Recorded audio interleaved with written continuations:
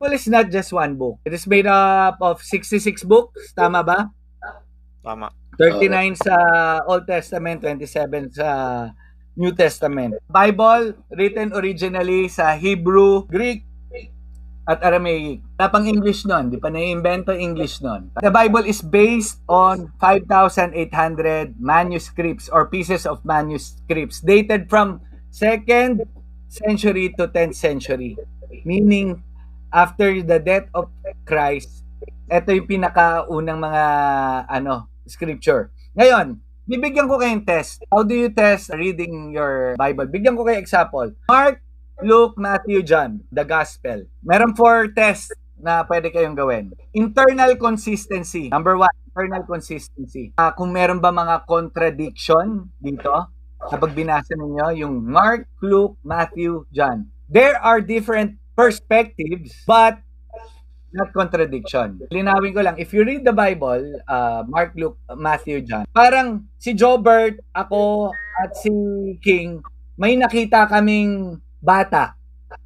Nakausap namin yung bata. Dinescribe ko yung bata sa asawa ko pag uwi. Nakita ko yung bata, naka-pink, mahaba yung buhok, matangos ilong. Hindi ko sasabihin lahat. Yung sinabi lang ko ilang parts. Si Jobert, kinwento sa asawa niya, may nakakwentuhan kaming bata, blue eyes, tapos ang ganda ng sapatos, tapos saka-backpack. Tapos si King, sasabihin, ay nakita namin kamukha ni Dora the Explorer. Parang gano'n. Different perspective, pero hindi contradicting. Para lang malinaw. Number 2, literary style. Example, yung gospel kasi historical narrative.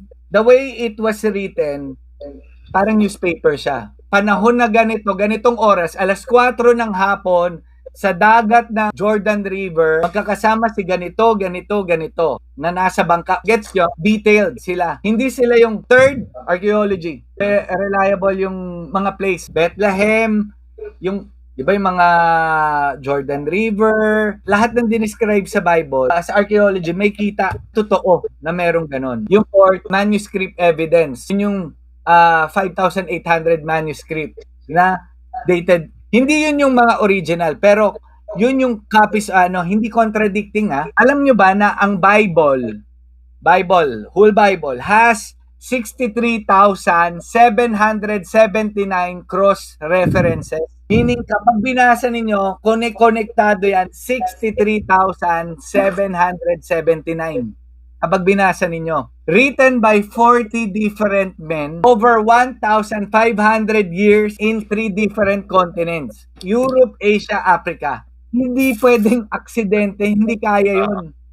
Na mapagsama-sama mo yung ganon sa span of 1,500 years, 14 na tao in different continents, yung cross-reference, nagtutugma. Ano pang difference ng Bible with other books? There are around 2,500 prophecies. 2,000 doon na fulfill na. May mga 500 na lang na hindi pa na-fulfill. Yun yung pinaka-isa sa importante. Yung prophecies kasi, hindi pwedeng, ang Bible walang prophecy na hindi natupad. If you read the Bible kasi, parang 3 ways kasi yung pagbabasa nila ng Bible. Iba, literal. Yung iba, moral side. Moral side, but the best way is, to read the Bible is yung spiritual. Guided ka ng Holy Spirit. There are different layers sa Bible na yan. Para siyang yung relationship mo kay God. If you read the Bible, wow. Parang yung asawa mo, mas nakikilala mo.